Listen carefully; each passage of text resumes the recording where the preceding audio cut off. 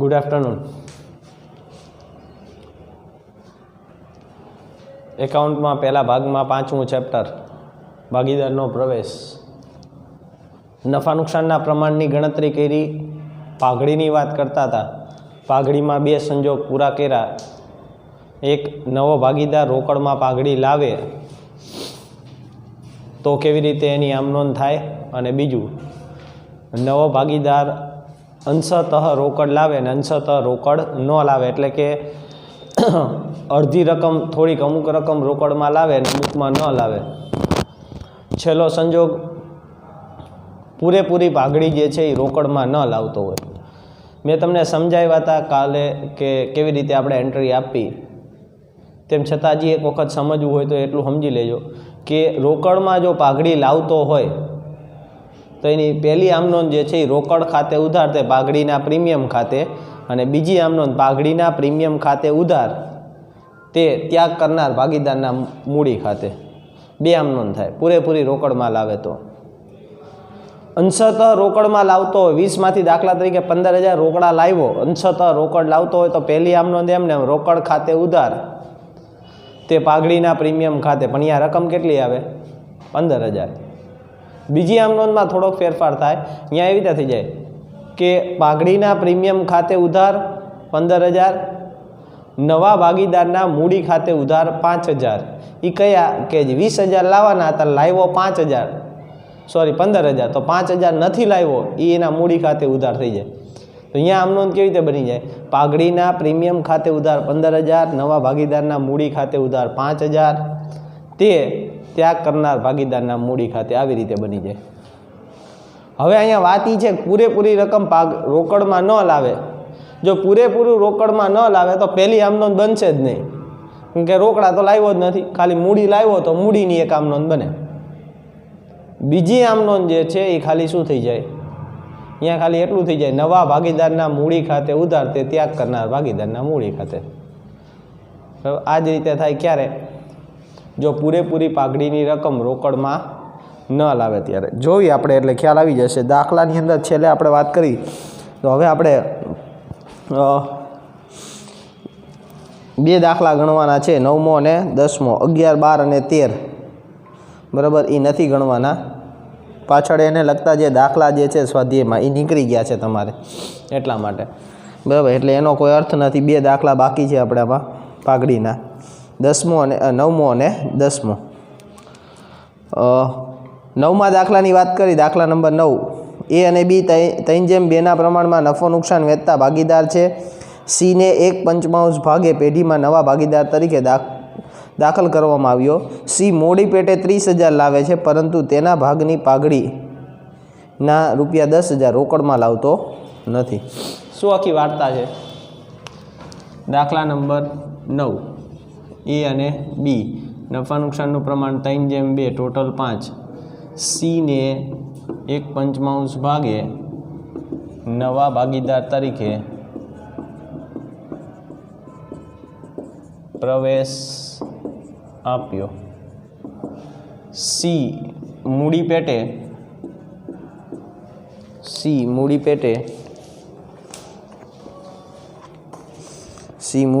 30,000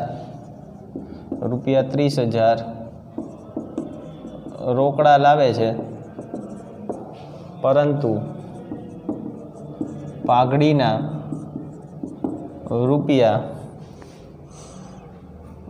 ₹10,000 રોકડમાં લાવતો નથી. ખાલી 30,000 રોકડા લાવે છે અને પાઘડીના જે 10,000 છે એ રોકડમાં લાવતો નથી. હવે વાત એ છે, પહેલાં સમજો, બધું ભેગું કરવાની વાત છે.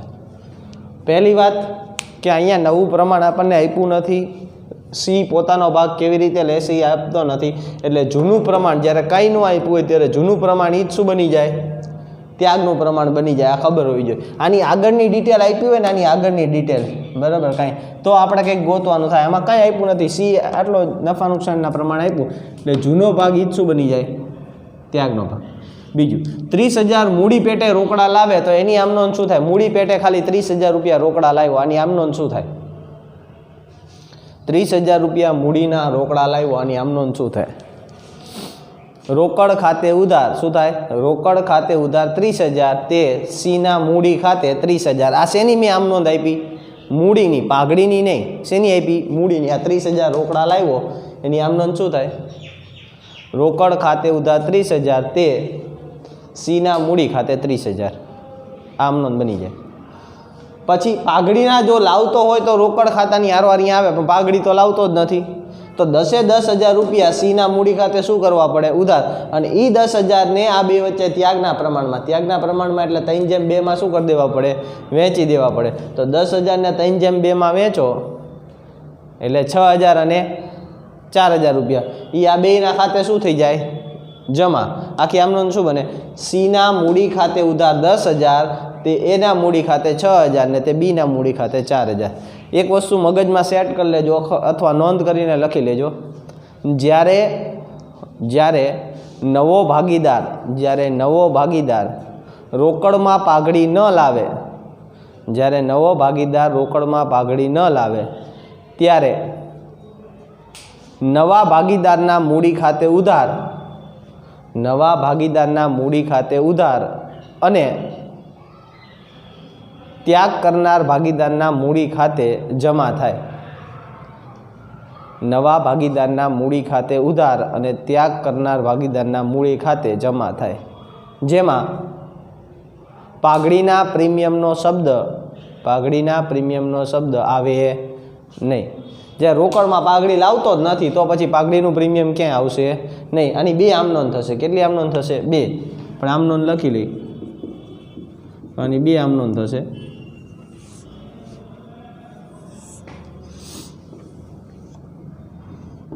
તારીખ,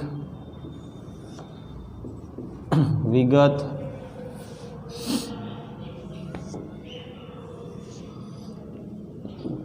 ખાપા, ઉધાર અને જમા. પહેલી આમ નોંધ લખી.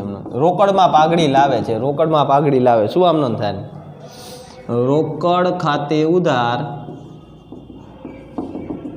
કેટલા? 30,000. રોકડ ખાતે ઉધાર 30,000 તે સીના મૂડી ખાતે 30,000. બાબત જે સી મૂડી પેટે રોકડ લાવ્યો તેના. બીજું, હવે પાઘડી પેટે રોકડા લાવે છે, નથી લાવતો. જો લાવતો હોત તો અહીંયા પાઘડીનું પ્રીમિયમ આવે અને અહીંયા ઉધાર પાઘડીનું પ્રીમિયમ આવે, બે બાજુ આવે. લાવતો જ નથી, પાઘડીનું પ્રીમિયમ નીકળી ગયું. કેટલા લાવવાના છે ને? 10,000. પણ 10,000 લાવતો નથી, તો જેટલા નથી લાવતો એના મૂડી ખાતે ઉધાર, એટલે સી નવો ભાગીદાર છે, તો સીના મૂડી ખાતે ઉધાર કેટલા રૂપિયા? 10,000. એ 10,000 કોને મળશે? એ અને બીને. કયા પ્રમાણમાં? 3/2. તો 10,000 ને 3/2 પ્રમાણમાં વેચો તો કેટલા આવશે? 6,000 અને 4,000. તો આખી આમનો શું થઈ જાય? સીના મૂડી ખાતે ઉધાર 10,000 તે એના મૂડી ખાતે 6,000 તે બીના મૂડી ખાતે 4,000. બાબત જે પાઘડી ભાગીદારો વચ્ચે ત્યાગના પ્રમાણમાં વહેંચી તેને, અથવા એવી રીતે લખીએ કે નવા ભાગીદારના ભાગની પાઘડી ભાગીદારો વચ્ચે ત્યાગના પ્રમાણમાં વહેંચી તેના. અહીંયા શું કરી નાખવાનો? એનો સરવાળો, કુલ સરવાળો કેટલા થશે? 40,000. જો સમજો વાતને આખી, હજી એક વખત એ જ વસ્તુ સમજાવવા જો. દાખલા તરીકે 10,000 રોકડા લાવ્યો હતો. અહીંયા એવું કીધું તેના ભાગની પાઘડીના 10,000 રોકડા લાવ્યો તો શું થાત ખબર છે? રોકડ ખાતે ઉધાર 40,000 તે સીના મૂડી ખાતે 30,000 ને તે પાઘડીના પ્રીમિયમ ખાતે 10,000. પાઘડીના પ્રીમિયમ ખાતે ઉધાર 10,000 તે એના મૂડી ખાતે તે બીના મૂડી ખાતે. આવી રીતે થાત. ક્યારની વાત કરું છું? રોકડમાં પાઘડી લાવ્યો હોત તો ખ્યાલ આવે. तो शू थी जाए रोकड़ खाते उधार 40,000 ते सीना मूड़ी खाते 30,000 ने ते पाघड़ीना प्रीमियम खाते 10,000 पाघड़ीनु प्रीमियम जेटलू जमा कर्युं एटलू ने एटलू अहींया शुं थई जात उधार पाघड़ीना प्रीमियम खाते उधार ते एना मूड़ी खाते ते बीना मूड़ी खाते आ कयो संजोग थयो रोकड़मां पाघड़ी लावे तो हवे एमां अंशत रोकड़ लाव्यो होत दाखला तरीके 10 मांथी 4,000 रोकड़ा लाव्यो 4,000 रोकड़ा जो हूँ एक ज वस्तुमां त्रणेय त्रण समजाववा मांगू छुं मगजमां उतरी जाए तो कई चिंता ज नथी 10,000 मांथी 4,000 रोकड़ा लाव्यो तो शुं आमनो थई जात तो अहींया शुं थात रोकड़ खाते उधार 34,000 30 हता 4 रोकड़ा लाव्या रोकड़ खाते उधार 34,000 ते सीना मूड़ी खाते 30,000 ते पाघड़ीना प्रीमियम खाते 4,000 जे जमा कर्युं छे ए पाघड़ीनुं प्रीमियम शुं थई जात उधार पाघड़ीना प्रीमियम खाते उधार 4,000 सीना मूड़ी खाते उधार 6,000 अने आ बे तो एमने एम जमा ज रहे 10,000 रोकड़ा नहीं लाव्यो एटले अहींथी नहीं पाघड़ीनुं प्रीमियम निकली गयुं अहींथी नहीं पाघड़ीनुं प्रीमियम निकली गयुं खाली आ एमनो शुं थई जाय सीना मूड़ी खाते उधार ते ए अने बी नाम आ तो बधुं एमने एम ज रहे पूरेपूरा रोकड़ा लावे तो अहींया पाघड़ीनुं प्रीमियम आवे अहींया पाघड़ीनुं प्रीमियम आवे शब्द अंशत रोकड़ लावे तो अहींया पाघड़ीनुं प्रीमियम आवे अहींया बेयना नाम आवे पाघड़ीनुं प्रीमियम आवे ने भागीदारनुं नाम आवे बराबर अने रोकड़ा न लावे तो खाली अहींया भागीदारनुं नाम ज आवे बराबर पूरेपूरा लावे तो पाघड़ीनुं प्रीमियम अंशत लावे तो बेयना नाम पाघड़ीनुं प्रीमियम आवे ने भागीदारनुं आवे अने न लावे तो भागीदारनुं एकनो ज आवे आटलुं मगजमां सेट कर लेजो पहेला बराबर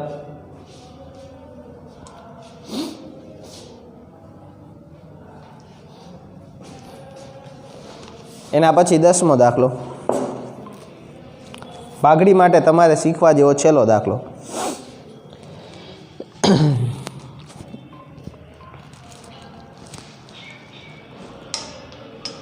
पी अने क्यू सरखे हिस्से नफो नुकसान वेचता भागीदार छे तेओ मूड़ी खाता स्थिर पद्धतिए राखे छे स्थिर पद्धतिए राखता होय तो बधी आम नोंधमां नाम कोनुं आवे चालू खाते आवे खाली तेओ आर ने नवा भागीदार तरीके दाखल करे छे आरना प्रवेश वखते पी अने क्यूनुं पाकું સરવૈયું 70,000 ની પાઘડી દર્શાવે છે આ જૂની પાઘડી છે અને પહેલાં શું કરવી પડે માંડી વાળવી પડે જૂના પ્રમાણમાં આર મૂડી તરીકે 40,000 રોકડા લાવે છે પેઢીની પાઘડીનું મૂલ્યાંકન 1,60,000 કરવામાં આવ્યું નવું નફા નુકસાનનું પ્રમાણ 5:2:1 છે નવું પ્રમાણ આવે એટલે ત્યાગનું પ્રમાણ ગોતવું પડે શું કરવાનું પહેલાં દાખલો ગણવો હોય તો હંમેશા પહેલાં ભાગીદારના નામ લખો જેટલા પ્રમાણ આપ્યા છે એટલા લખો પછી શું શું લાવે છે એક ઈ લખી નાખો એટલે 25% દાખલો તમારો એમનેમ સોલ્વ થઈ જાય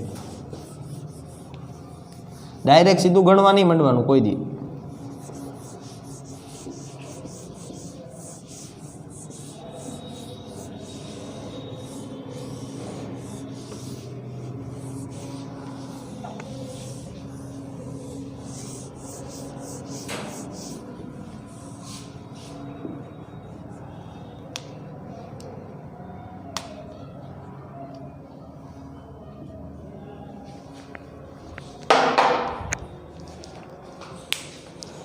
जो अपनी पास सौथी पहलू काम शू कराय भागीदार केटला तो पी क्यू बे हता ने हवे एक तीजो वध्यो कोण थई गयुं आर तो त्रणेयना नाम लखी नाखीए आपणे पी जेम क्यू जेम आर आ त्रण भागीदार जूनुं प्रमाण पी अने क्यू बेनुं ज होय 1:1 एटले टोटल 2 नवुं प्रमाण छेल्ले आपेलू है आपने 5:2:1 एटले टोटल एमां थशे 5 ने 2 7 ने 1 8 बराबर हवे एक पाका सरवैयामां पाघड़ी केटली छे 70,000 हालो एक आटली वस्तु थई पछी बीजुं शुं आप्युं छे तमने आर मूडी पेटे रुपया 40,000 रोकड़ा लावे आर मूडी पेटे केटला लावे 40,000 रोकड़ा अने पाघड़ीनुं मूल्यांकन आ मूल्यांकन कयुं नवी पाघड़ी मूल्यांकन 1,60,000 थी थयुं हवे आटली विगत है आटली विगत में पहला मने एटली खबर पड़े કે મારે ત્યાગનું પ્રમાણ ગોતવું પડે. બે પ્રમાણ આવે, જેવા અહીંયા બે પ્રમાણ દેખાણા એટલે મને એટલી ખબર પડે કે મારે આમાં શું ગોતવું પડે, ત્યાગનું પ્રમાણ ગોતવું પડે. પછી બધી વાર્તા થાય. સૌથી પહેલું કામ શું થાય? ત્યાગનું પ્રમાણ. અને આમાં એક વસ્તુ આપણને એ કીધું છે કે આર જે છે એ પોતાના ભાગની પાઘડી, જો તો એ કંઈ કીધું, એક જ મિનિટ, પાઘડીનું મૂલ્યાંકન. હવે જો એક વસ્તુ સમજો, આમાં એવું આપણને કીધું નથી. આરને નવા ભાગીદાર તરીકે દાખલ કર્યો. આરના પ્રવેશ વખતે પી અને ક્યુનું પાકું સરવૈયું 70,000ની પાઘડી દર્શાવતું હતું.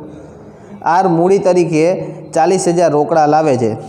પેઢીની પાઘડીનું મૂલ્યાંકન 1,60,000 કરવામાં આવ્યું. નવું પ્રમાણ 5:2:1 છે. હવે આમાં ક્યાંય તમને એવું કીધું કે રોકડમાં પાઘડી લાવે છે કે નથી લાવતો?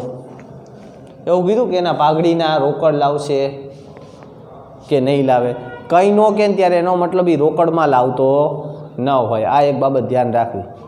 જ્યારે આપણને કંઈ ન કે પાઘડી પેટી રોકડ લાવે છે કે નથી લાવતો, ત્યારે એનો મતલબ શું થાય? પાઘડી પેટે રોકડ લાવશે નહીં. શું કામ આવું લખ્યું મેં? કારણ કે મને કાંઈ કીધું નથી અને કંઈ ન કે ત્યારે એનો મતલબ એવો થાય કે પાઘડી પેટી રોકડ લાવશે નહીં. એના મૂડી ખાતે શું કરવા પડશે? ઉધાર. બે પ્રમાણ આપ્યા છે. બે પ્રમાણ આપ્યા તો પહેલાં ત્યાગનું પ્રમાણ ગોતી લઉં. તો ત્યાગના પ્રમાણનું સૂત્ર શું થાય? ત્યાગનું પ્રમાણ બરાબર જૂનો ભાગ માઇનસ નવો ભાગ. જૂનો ભાગ માઇનસ નવો ભાગ. સૌથી પહેલાં પીનો જૂનો ભાગ 1/2 માઇનસ 5/8. શું થશે? 8 એકુ 8 માઇનસ 5 10 છેદમાં 16. 8માંથી 10 જાય, 8માંથી 10 જાય 2 માઇનસ 2/16. આમ જોવા જાવ તો માઇનસ 1/6. અને શું કર્યો? લાભ. જો આ લાભ કરે તો એને પણ પાઘડી લાવવી પડશે. વાત કરી ક્યુની, તો ક્યુનું પ્રમાણ 1/2 માઇનસ 2/8. 8 એકુ 8 માઇનસ 4/16. 4/16. આ ત્યાગ કરે છે. બધા પૈસા કોને મળશે? ત્યાગને કરશે. આપણે બેના ભાગની પાઘડી ગોતવી પડશે. એક આરના ભાગની અને બીજું પીના ભાગની. તો આપણે એવું તે કરી, સૌથી પહેલાં અહીંયા આરના ભાગની પાઘડી, પહેલાં આર નવા ભાગીદારના ભાગની પાઘડી. ટોટલ મૂલ્યાંકન કેટલું?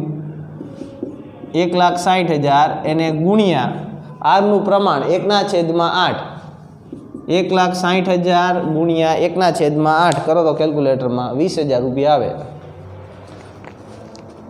1,60,000 ભાગ્યા 8 કેટલા આવે? 20,000 રૂપિયા. એટલે આરને કેટલી પાઘડી લાવવાની? 20,000. હવે પી લાભ કરે છે. તો પીને લાવવી પડે. તો પીના ભાગની પાઘડી કેવી રીતે આવશે? 1,60,000 ગુણ્યા એનું લાભનું પ્રમાણ. લાભનું પ્રમાણ કેટલું? 2/16. તો એમાં પણ એટલી જ થાય. કેટલી થશે? 20,000. ટોટલ કેટલા થયા? 40,000. એ 40,000 કોને મળશે? ક્યુ એકલો જ છે તો ક્યુને મળી જાય. 40,000 કોને મળી જશે? ક્યુને મળી જશે. તો આપણી આમનોંધ કેવી રીતે લખાય? આપણે આમનોંધ લખી લઈ. 3 આમનોંધ થશે આપણી. કેટલી? 3. એક મૂડીની,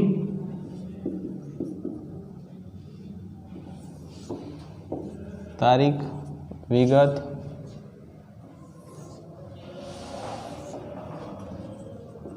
ખાપા, ઉધાર, જમા. સૌથી પહેલી આમનોંધ, આર મૂડી પેટે 40,000 રોકડા લાવે. પહેલાં આ આમનોંધ શું બને? આની આમનોંધ આર મૂડી પેટે 40,000 રોકડા લાવશે. આની આમનોંધ શું થાય?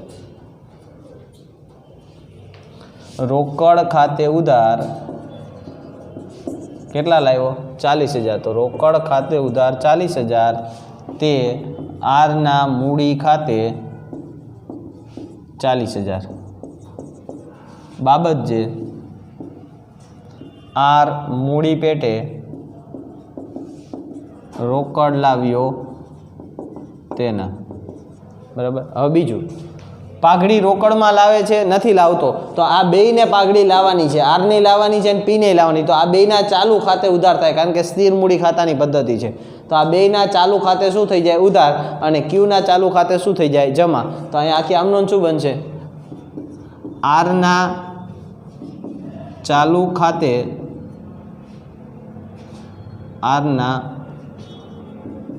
ચાલુ ખાતે ઉધાર 20,000, પીના ચાલુ ખાતે ઉધાર 20,000, તે ક્યુના ચાલુ ખાતે બેયનો ટોટલ કેટલા વયા જશે? એને 40,000. બાબત જે પાઘડી ભાગીદારો વચ્ચે ત્યાગના પ્રમાણમાં વહેંચી તેના. આ કઈ પાઘડી? જે એને લાવવાની હતી. હવે આ જૂની પાઘડી, પાકા સર્વેમાં દર્શાવેલી પાઘડી, એને શું કરવાની? માંડી વાળવાની. કયા પ્રમાણમાં માંડી વાળી છીએ આપણે? જૂના પ્રમાણમાં. જૂનું પ્રમાણ એટલે 1:1. તો 70,000 ને 1:1 માંડી વાળી. તો અહીંયા આમનો શું થશે? 70,000 હોય ને 1:1 માંડી વાળો, તેનું પ્રમાણ શું થશે? કેવી રીતે આવશે? પીના ચાલુ ખાતે ઉધાર 35,000, ક્યુના ચાલુ ખાતે ઉધાર 35,000, તે પાઘડી ખાતે 70,000. આ કઈ પાઘડી આપણે માંડી વાળી? જૂની પાઘડી. બાબત જે લખી શકો તમે કે પાકા સરવૈયામાં દર્શાવેલ પાઘડી જૂના પ્રમાણમાં માંડીવાળી તેના. કરી નાખો ટોટલ આનો કુલ સરવાળો. 70 ને 40, 1 10, 80, 80 ને 70, 1 50.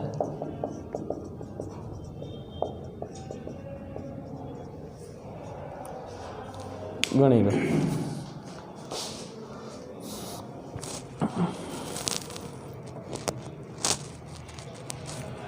અહીંયા આપણે પાઘડીની વાર્તા પૂરી કરી. શેની વાર્તા પૂરી કરી? પાઘડીની. પાઘડી જે છે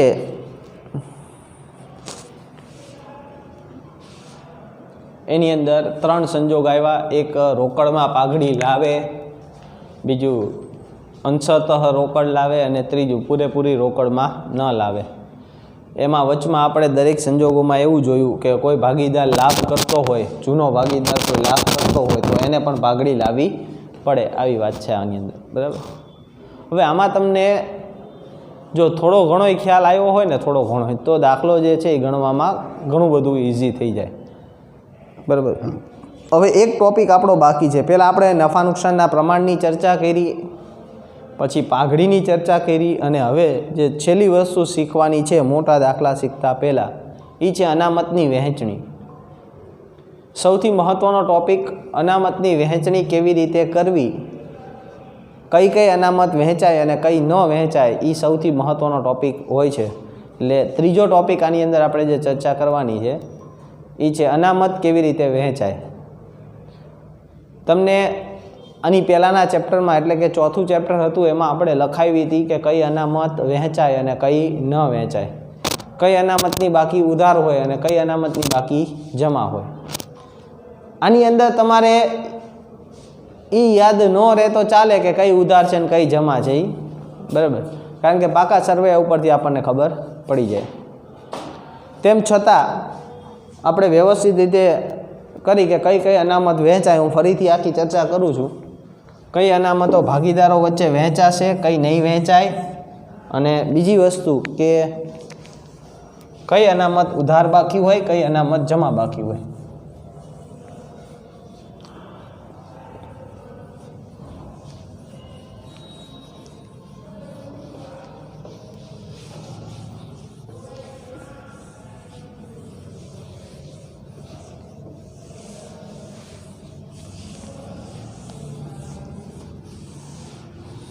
તમારે ખાલી એટલો જ પોઈન્ટ મગજમાં બેસાડી રાખવાનો કે મૂડી દેવા બાજુ જે આપી હોય ને, મૂડી દેવા બાજુ એની બાકી જમા હોય, એ બધી અનામતની બાકી કેવી હોય? જમા અને મિલકત લેણા બાજુ જે આપેલી હોય એ બધાની બાકી કેવી હોય? ઉધાર હોય. આટલી વસ્તુ મગજમાં બેસાડી રાખવી. મિલકત લેણા બાજુ આપી હોય તો એ ઉધાર બાકી હોય અને મૂડી દેવા બાજુ હોય તો એ શું હોય? જમા. અનામતની વહેંચણી આપણે કઈ? તો અનામતની વહેંચણી. ખાસ ધ્યાન રાખજો, પહેલો જ પોઈન્ટ એકત્રિત નફો કહેવાય. આને શું કહેવાય? એકત્રિત નફો. તો ભાગીદારના પ્રવેશ કે નિવૃત્તિ વખતે ભાગીદારો વચ્ચે એકત્રિત નફો એટલે અનામત જે છે એ મગજમાં બેસાડી રાખજો. જૂના ભાગીદારો વચ્ચે જૂના પ્રમાણમાં જ વહેંચાય હંમેશા. કેવી રીતે વહેંચાય?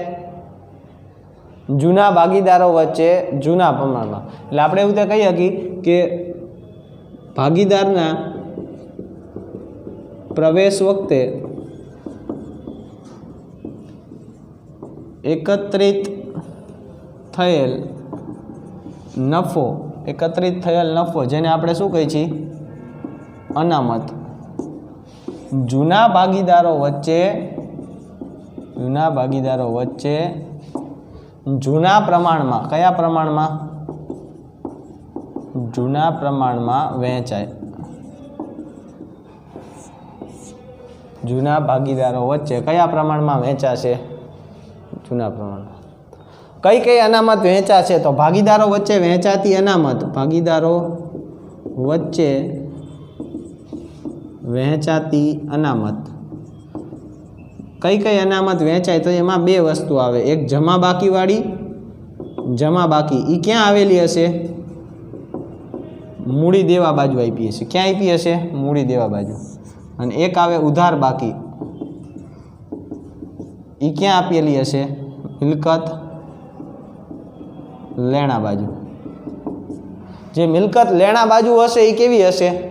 તમને એક પાકું સર્વે આપ્યું હશે દાખલામાં, તો મિલકત લેણા બાજુ હશે એ કેવી બાકી હોય? ઉધાર બાકી. અને મૂડી દેવા બાજુ હશે એ કેવી બાકી હશે? જમા બાકી. કોની જમા બાકી હોય, કોની ઉધાર બાકી હોય? કદાચ એ યાદ ન રહે ને તોય કંઈ વાંધો નથી, કારણ કે મિલકત લેણા બાજુ આપી હોય એ જમા જ હશે અને મૂડી દેવા બાજુ હશે મૂડી દેવા બાજુ હશે એ જમા જ હશે અને મિલકત લેણા બાજુ હશે એ ઉધાર જ હશે. બરાબર. કઈ આવી શકે ખાલી એની વાત કરી તો એક તો સામાન્ય અનામત, એ ભાગીદારો વચ્ચે વહેંચાય. સામાન્ય અનામત, મૂડી અનામત, અનામત ભંડોળ. ખાસ ધ્યાન રાખજો, રોકાણ વધઘટ ભંડોળ. રોકાણ વધઘટ ભંડોળ. કારીગર અકસ્માત વળતર ભંડોળ. કારીગર અકસ્માત વળતર ભંડોળ ભાગીદારો વચ્ચે વહેંચાય. બરાબર. નફા નુકસાન ખાતું. બે બાજુ આવે નફા નુકસાન ખાતું. નફા નુકસાન ખાતું જમા બાકી હોય અને ઉધાર બાકી પણ હોય, બેયનું હોય. કાઉન્સમાં લખેલું જ હોય, કંઈ ન લખેલું હોય, જમા બાકી હોય. તો સામાન્ય અનામત, મૂડી અનામત, પછી કારીગર અકસ્માત વળતર ભંડોળ,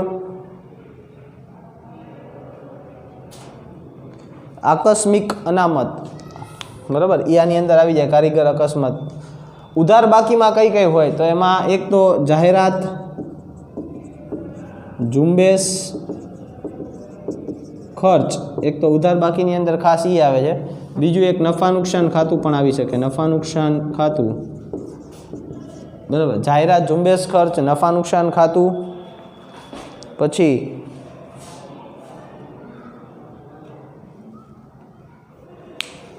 બરાબર, આટલી વસ્તુ જે છે એની બાકી કેવી હોય છે? ઉધાર. હજી એકાદું લખવું હોય તો એ રીતે લખીએ કંઈક સંશોધન, વિકાસ, ખર્ચ. આ જે છે ક્યાં હશે? મિલકત લેણા બાજુ. આ ક્યાં હશે? મૂડી દેવા બાજુ. આપણે એ પ્રશ્ન નથી. આ આખી વસ્તુ યાદ ન રહે ને તો હવે જે લખાવું ને એ યાદ રાખજો. ખાસ કઈ ન વહેંચાય એ યાદ રાખજો, કારણ કે એ સૌથી મહત્વની. ન વહેંચાતી હોય ને વહેંચી દીધી તો પાછો પ્રશ્ન ઊભો થઈ જાય. બરાબર. આ બધી વહેંચાય. આ બધી શું છે? ભાગીદારો વચ્ચે વહેંચાય છે. આ જમા બાજુ હોય, આ ઉધાર બાજુ હોય. બરાબર. હવે ભાગીદારો વચ્ચે ન વહેંચાતી અનામત. જો સમજો આ બધું ક્યારે તમારા મગજમાં વ્યવસ્થિત રીતે ઉતરશે હું તમને એ કહું છું. 2 દાખલા ગણી લો ને, ખાલી 2 દાખલા સ્વાધ્યાયના મોટા આપણે જે ગણી 2, પછી આની ઉપર એક વખત નજર નાખજો એટલે તમને એમ થાય સાહેબ આ તો બહુ ઇઝી થઈ ગયું. પણ ક્યારે 2 દાખલા ગણશો ને પછી મગજમાં ઉતરશે કે હું શું કહેવા માંગુ છું આખી વસ્તુ.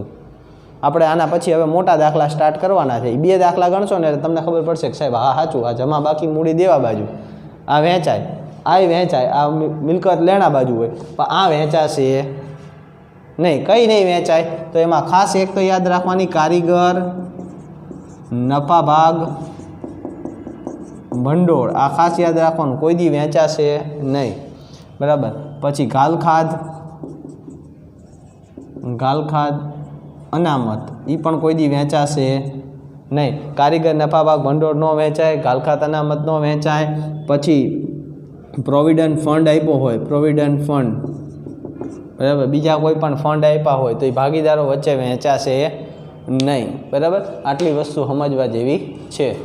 આ ખાસ, આને ખાસ યાદ રાખવાનું, આમાંથી એ કંઈ ન વહેંચાય એ બહુ ધ્યાન રાખવાનું. આ બધી વહેંચાશે, આ બધી શું થઈ જાય, વહેંચાય, અને આ વહેંચાશે નહીં. બરાબર. જોઈ લો એક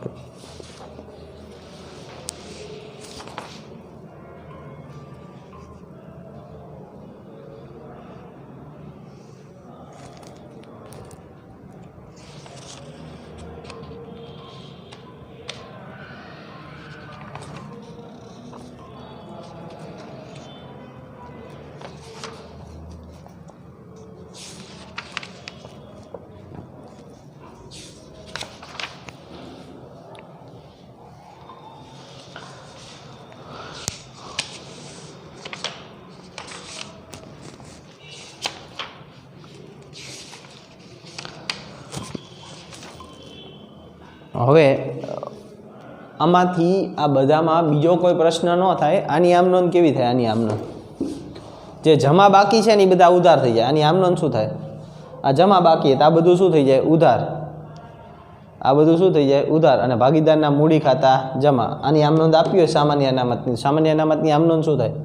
સામાન્ય અનામત ખાતે ઉધાર થાય ભાગીદારના મૂડી ખાતે, મૂડી અનામત ખાતે ઉધાર થાય ભાગીદારના મૂડી ખાતે, અનામત ભંડોળ ખાતે ઉધાર થાય ભાગીદાર. આ બધું ઉધાર થઈ જાય. જે જમા બાકી છે એ બધું શું થઈ જાય? ઉધાર. અને ભાગીદારના મૂડી ખાતા જમા. આની આમ નોંધ શું થાય? આની આમ નોંધ, આ ઉધાર બાકી છે તો આ બધું શું થઈ જાય? જમા. અને ભાગીદારના મૂડી ખાતા ઉધાર. દાખલા તરીકે એમ કહું કે ભાઈ જાહેરાત ઝુંબેશ ખર્ચ, તો પહેલાં એ વિચારે જાહેરાત ઝુંબેશ ખર્ચ ક્યાં આપ્યું છે? તો મિલકત લેણામાં. મિલકત લેણામાં એટલે ઉધાર, તો એને જમા કરી નાખો. તો એની આમ નોંધ શું થઈ જાય? ભાગીદારના મૂડી ખાતે ઉધાર, તે ભાગીદારના મૂડી ખાતે ઉધાર, તે જાહેરાત ઝુંબેશ ખર્ચ ખાતે. આની આમ નોંધ યાદ ન રહે તો કાંઈ વાંધો નથી, ચિંતા કરવા જેવી વાત જ નથી. એ એન્ટ્રી પરથી આમ નોંધ યાદ રહી જશે, એ બહુ મહત્ત્વનું નથી. પણ મેં કીધું એમ આ 3ને ખાસ યાદ રાખવાના. ન વહેંચાય એટલે ન જ વહેંચાય કોઈ દી, એટલું યાદ રાખજો. ક્યાંય કારીગર નફા ભાગ ભંડોળ નહીં વહેંચી નાખવાનું. બરાબર. ગાલખાત અનામત નહીં વહેંચવાનું, એ ભાગીદારો વચ્ચે વહેંચાતું નથી. 2 અનામત એવી છે કે જેમાં પ્રશ્ન ઊભા થાય છે. બાકી બધામાં તો શું છે? જેટલી આપી હોય એટલી વહેંચી દેવાની. દાખલા તરીકે સામાન્ય અનામત 5000 આપ્યા છે તો 5000 વહેંચી દેવાના. મૂડી અનામત 20000 આપી છે વહેંચી દેવાની. પણ આ 2 જે છે ને, આ 2 રોકાણ વધઘટ ભંડોળ અને કારીગર અકસ્માત વળતર ભંડોળ, આ 2ને વહેંચતા પહેલાં હવાલા ચેક કરવા પડે. આ 2 જે છે 2 અનામત, એને વહેંચતા પહેલાં આ બધી જૂના પ્રમાણમાં વહેંચાઈ જાય. પણ રોકાણ વધઘટ ભંડોળ અને કારીગર અકસ્માત વળતર ભંડોળ એને વહેંચતા પહેલાં હવાલા ચેક કરવા પડે. મોટા ભાગના સ્ટુડન્ટને અહીંયા ભૂલ પડે છે. કેવી રીતે? વાત કરી.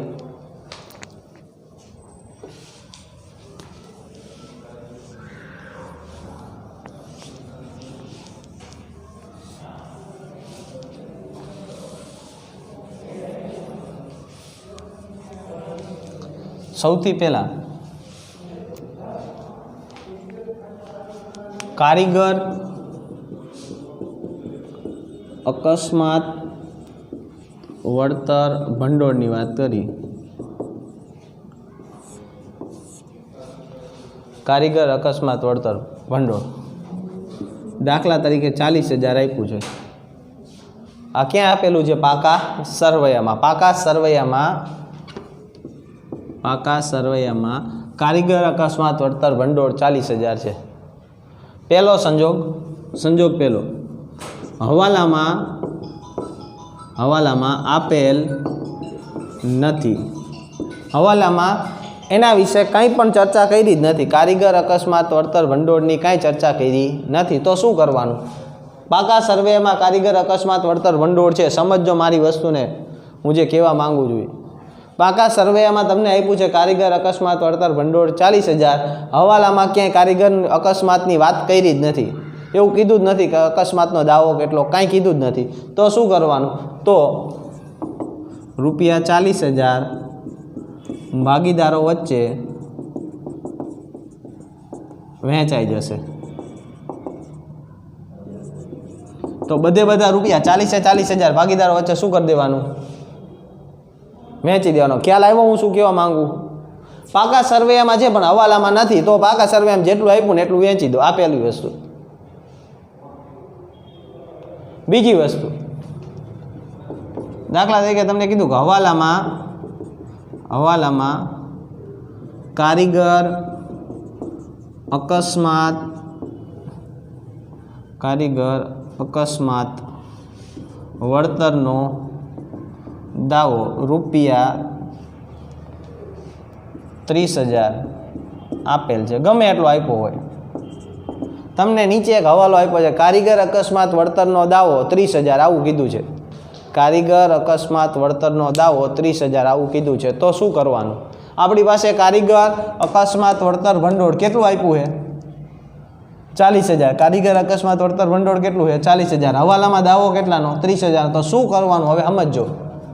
તો 40,000 રૂપિયા જે છે ને 40,000 એમાંથી પહેલાં તરી બાદ કરી દેવા પડે। કયા? દાવાના। તો 40,000 પાકા સર્વેમાં છે, હવાલામાં 30,000 છે, તો 40માંથી 30 બાદ કરો, વૈધા કેટલા? 10,000। તો 10,000 રૂપિયા વૈધા, એ 10,000 જ ભાગીદારો વચ્ચે વહેંચાય। આમાં કાંઈ નથી આપ્યું તો કેટલા વહેંચી દેવાના? 40,000। 30,000 આપ્યા છે, 30,000 આપ્યા છે, તો આમાં શું કરવાનું? તો ₹40,000 માઇનસ આ ભંડોળ છે, આ શું છે? ભંડોળ 40,000 માઇનસ 30,000, 30,000 શું છે? દાવો, વૈધા કેટલા? 10,000 ભાગીદારો વચ્ચે વહેંચાય। હજી એક વખત કહો, પાકા સર્વેમાં 15,000 આપ્યા, પહેલાં સમજો, પાકા સર્વેમાં 15,000 આપ્યા, બરાબર? હવાલામાં કંઈ છે જ નહીં, હવાલામાં નથી, તો 15 વહેંચી દો, કામ પૂરું। પણ હવાલામાં તમને દાવો 10,000નો આપ્યો છે, તો કેટલા વહેંચાય મને એ કહો? 15,000 છે, કાંઈ નથી આપ્યું તો 15 વહેંચાઈ દો। હવાલામાં 10,000 આપ્યા છે, તો આ બેનો ડિફરન્ટ લઈ લો, કેટલો? 5,000। આપણે એ જ કીધું છે, 40,000 પાકા સર્વેમાં છે, હવાલામાં કાંઈ નથી, તો 40,000 શું થઈ જાય? વહેંચાઈ જાય, બરાબર? પાકા સર્વેમાં 40,000 છે, દાવો 30,000નો છે, 40માં તરી બાદ કર્યા, કેટલા વધ્યા? 10। તો ખાલી ભાગીદારો વચ્ચે વહેંચાય કેટલા? 10 જ વહેંચાય। હવે ત્રીજો સંજોગ, છેલ્લો, પાકા સર્વેમાં જેટલી રકમ છે એના કરતાં વધુનો દાવો હોય, આમાં કેવો હોય? ઓછો હોય, 50 પડ્યા, 40 પડ્યા હતા, દાવો કેટલાનો હતો? 30નો, તો પણ બાદ કરતાં 10 વધ્યા હતા। હવે ત્રીજો,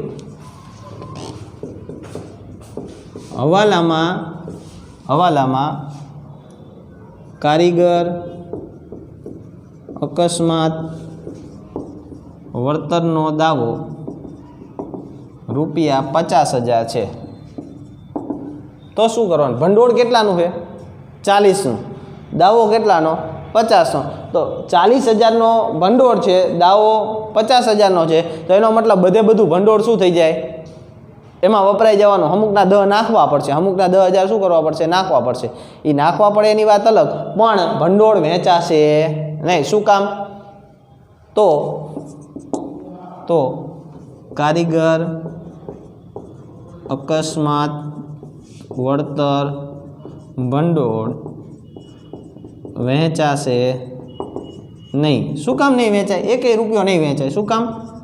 કારણ કે ભંડોળ 40,000 પડ્યું, ચૂકવવાના છે 50,000, બરાબર. તો 40-40 એમાં વપરાઈ જ જવાના છે. તો કે ભાગીદારો વચ્ચે કંઈ વધશે નહીં, તો કાંઈ ન વેચાય. એટલે 3 સંજોગ છે. પાકા સરવૈયામાં સમજો, પાકા સરવૈયામાં 40 છે, હવાલામાં કાંઈ નથી, તો 40-40 વેચી દો. બરાબર. પાકા સરવૈયામાં 40 છે, હવાલામાં 30 છે, 40માં 30 બાદ કરો, 10 વધ્યા, 10 ભાગીદારો વચ્ચે વેચી દો. ત્રીજી વસ્તુ, પાકા સરવૈયામાં 40 છે, હવાલામાં 50 છે, તો એ બધા વપરાઈ જવાના, તો ભાગીદારો વચ્ચે કંઈ વહેંચાશે નહીં. આ 3 સંજોગ આની માટે બહુ જ મહત્ત્વના છે, એટલું યાદ રાખજો. આ કોની આપણે વાત કરી છે? કારીગર, અકસ્માત, વળતર, ભંડોળ. બરાબર. આ આટલું સમજી લો તો કારીગર, અકસ્માત, વળતર, ભંડોળ સમજાય. પછી એક વસ્તુ બાકી રહે, રોકાણ, વધઘટ, ભંડોળ. આ 2 સમજવા જેવા છે ખાલી.